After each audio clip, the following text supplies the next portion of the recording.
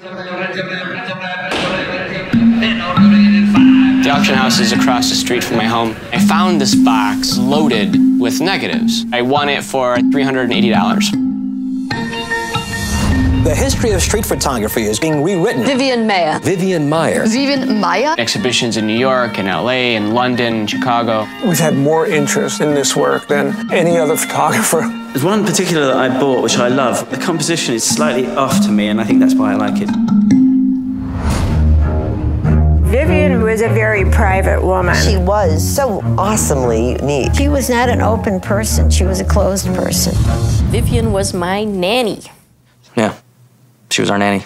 We certainly had no idea she took photographs. She lived on the 3rd floor in our attic. This was the forbidden zone. One of the first things she asked me for was please to put in a lock. She said, don't ever open this door. They didn't know there was this creative person there. She took so many photos. Around 100,000 negatives, 700 rolls of undeveloped color film, 8mm and 16mm movies. She would take us and we would just walk in the worst parts of town, and I think she liked that. You know, maybe we just didn't understand her. What would you say to Vivian now? What drove you to hide yourself away? I'd say to her, why the why the didn't you ever show me all the stuff you did? I thought I was a friend of yours.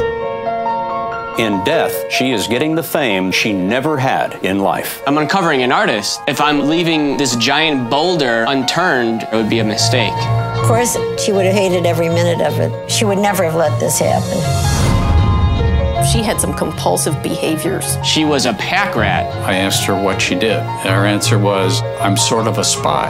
We would say, what's your name? Miss V. Smith. There's a piece of the puzzle missing. As she was photographing, she was seeing just how close you can come into somebody's space. That tells me a lot about her. She could generate this moment, and then she's gone. Is there anything that you wish done differently then? Sure, I wish I would have found those negatives instead of you.